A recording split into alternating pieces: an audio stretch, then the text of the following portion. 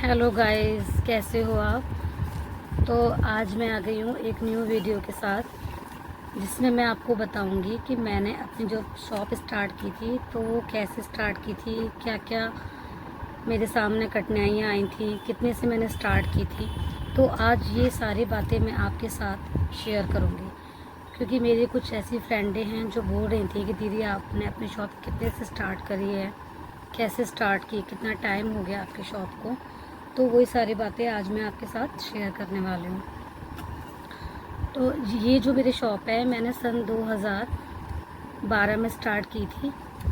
जब मैंने ये शॉप स्टार्ट की थी तो मैंने कभी मुझे इस चीज़ का इतना ख़ास एक्सपीरियंस नहीं था कि मुझे अपनी शॉप में क्या सामान रखना है, क्या नहीं रखना है। ना ही मुझे पैसों का कोई आइडिया था, ना ही मुझे फर्नीचर का कोई आइडिया था। किसी भी चीज़ का मुझे कोई भी आइडिया नहीं था कि मुझे ये काम कैसे करना है, कैसे नहीं करना है। तो जब कहते हैं ना कि जब हम किसी काम को करने की सोच लेते हैं कि हमें वो चीज़ करनी है, तो उसको एक दृढ़ निश्चय कर लें कि हाँ, हम वो काम करके ही रहेंगे। तो बस मैंने भी यही सोचा था कि क्यों ना मैं अपनी पहचान कुछ अलग से बनाऊँ, कुछ ऐसा करूँ जिससे कि मेरा टाइम पास भी हो जाए और मैं कुछ कमा भी सकूँ। चाहे काम छोटा हो या बड़ा हो, बस लगन उसमें पूरी होनी चाहिए। तो मैंने भी ये सोचा कि मैं जब अपनी शॉप करूँ, चाहे छोटे से स्टार्ट करूँ, लेकिन मेहनत पूरी करूँगी, लगन पूरी लगाऊँगी। तो जब मैंने शॉप अपनी स्टार्ट की थी तो सबसे पहले हमने इसमें जो पैसा लगाया था वो हमने अप्रॉक्सी 4 लाख के आसपास हमने लगाया था पैसा।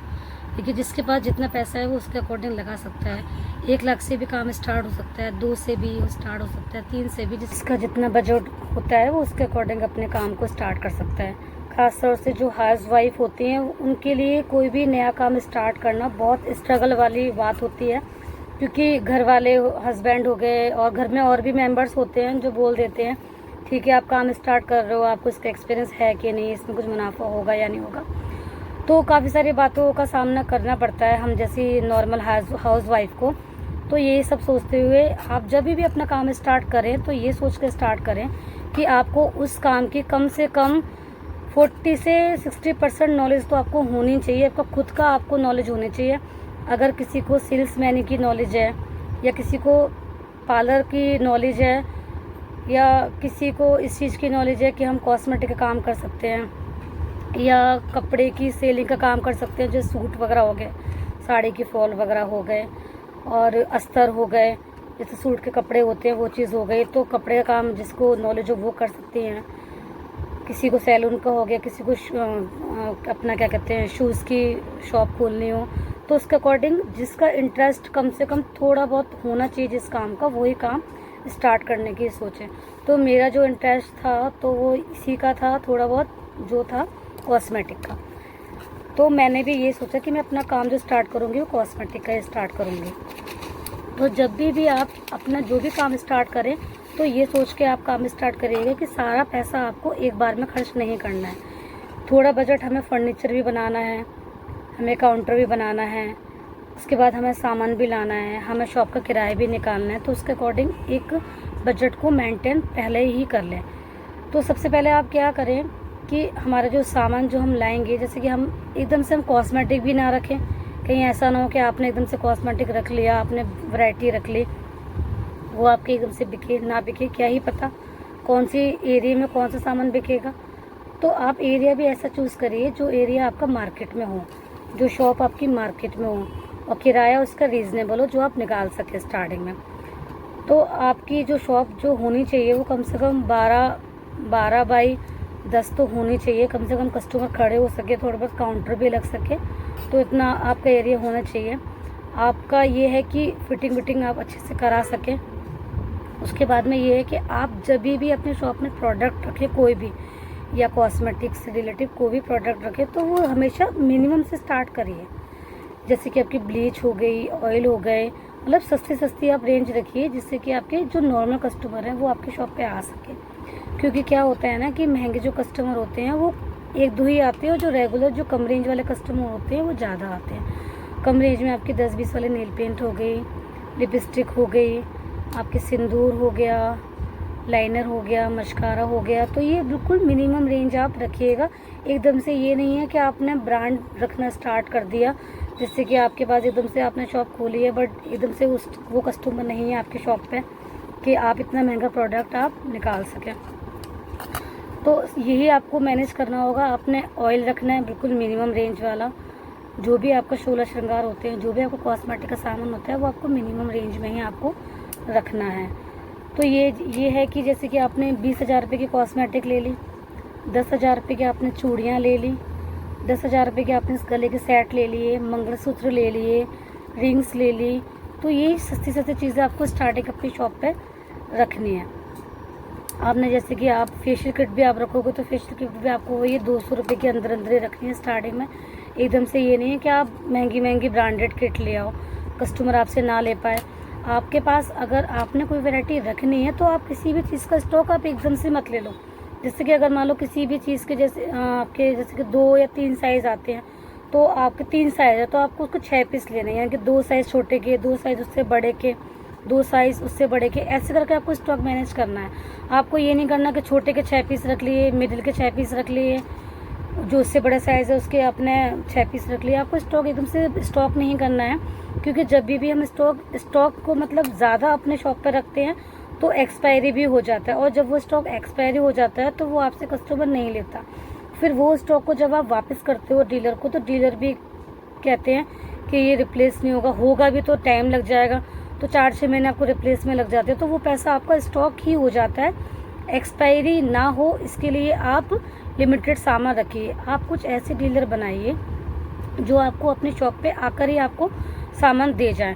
तो उनसे 2-2 पीस आप मंगाते रहिए अपनी सुविधा के अकॉर्डिंग। तो अपना क्या कहते हैं, जैसे बॉडी लोशन हो गए तो आपको वो अपने सीज़न के हिसाब से मंगवाने हैं। तो आपके जैसे पॉन्ड्स का हो गया, वैसलीन हो गया, और ममाअर्थ हो गया, लैक्मे हो गया, तो जो भी आपके ये बॉडी लोशन वगैरह है तो वो भी आप लिमिटेड मंगवाएं। जैसे कि 3-4 कलर जो भी आते हैं तो आपने 2-2 पीस ही मंगवाने हैं। आप अपने मौसम को देखते हुए अपने स्टॉक अपना खुद से मैनेज करिए। तो ये बस छोटे छोटे ट्रिक होती हैं जिससे कि हम अपनी शॉप पे सामान को मैनेज कर सकते हैं। उसके बाद में ये रहता है कि जैसे कि आपका मान लीजिए कोई त्यौहार आने वाला है, जैसे कि अब हमारा हरियाली तीज आने वाला है, रक्षाबंधन आने वाला है, तो आप ये जो सामान लेकर आएंगे तो आप अपनी शॉप पे हरियाली तीज के अकॉर्डिंग आप देखिए क्या क्या बिकता है। हरी चीज़ें ज़्यादा बिकती हैं, चूड़ी हो गई, हरी बिंदी हो गई, हरी नील पेंट हो गई। तो ये स्टॉक आप रखिए जिससे कि आपकी शॉप से कस्टमर ना लौटे, क्योंकि ये सीजनेबल सामान होता है। अगर आपकी शॉप से एक बार कस्टमर लौट गया तो वो दोबारा इतनी जल्दी आपकी शॉप पे नहीं आता है। तो इसके अकॉर्डिंग आप ये सोच कर चलिएगा कि आपको हमेशा सीज़न के हिसाब से ये सामान रखना है। सस्ती रेंज भी रखनी है और थोड़ी सी उससे ऊपर की रेंज भी रखनी है। चूड़ी की जो प्लेन डिब्बी आती हैं, लच्छे वाली चूड़ियाँ होती हैं, तो ये आप दोनों ही रखिए। थोड़ी फैंसी भी रखिए चूड़ियाँ। तो इसी तरीके से स्टॉक आपको अपना मैनेज करना होता है। तो जब मैंने भी अपनी शॉप स्टार्ट की थी तो मुझे भी बिल्कुल समझ में नहीं आया था कि मैं क्या रखूँ क्या ना रखूँ।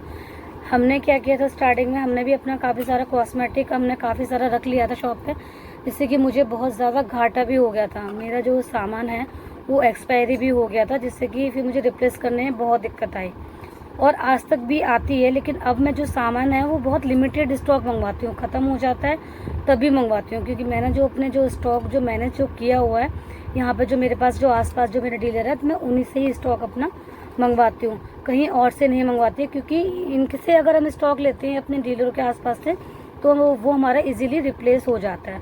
किसी और से लेते हैं तो वो इजीली रिप्लेस नहीं हो पाता है। तो इसको बस यही है कि अपनी जब भी जर्नी स्टार्ट करिए तो हमेशा इस कॉन्फिडेंस के साथ में स्टार्ट करिएगा कि हाँ ये मैं कर लूँगी और करके ही दिखाऊंगी।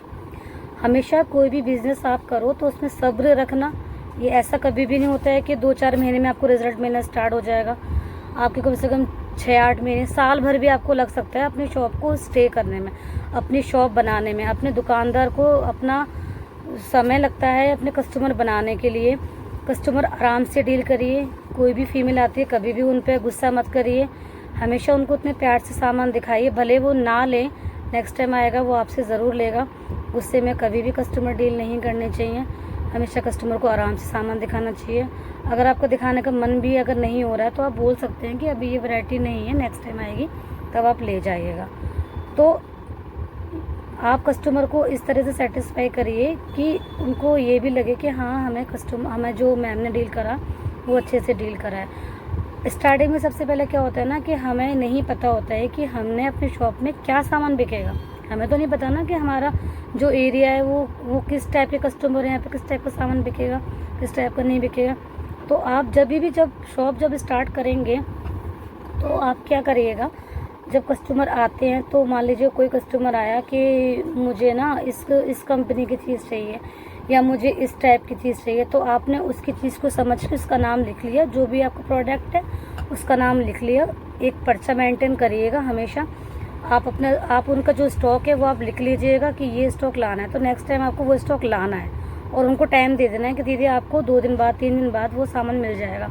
तो 2-3 दिन बाद वो सामान अरेंज करवा के आप उनको दीजिएगा, जिससे कि क्या होता है ना कि वो आएंगे रेगुलरली सामान आपसे लेंगे।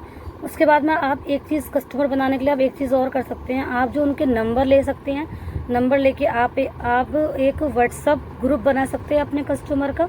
जब भी कोई न्यू प्रोडक्ट आया, न्यू प्रोडक्ट की आपने फ़ोटो या वीडियो बना के अपने व्हाट्सअप ग्रुप में अपने कस्टमर को व्हाट्सअप ग्रुप में सेंड कर दी, तो उससे उनको पता चलता रहेगा कि इन दीदी के पास में ये नया सामान आया हुआ है। जिसको भी वो सामान लेना होगा या जिसको भी सामान की ज़रूरत होगी तो वो आपसे आके वो सामान लेंगे। तो ये छोटे छोटे ट्रिक होती है अपने कस्टमर बनाने की।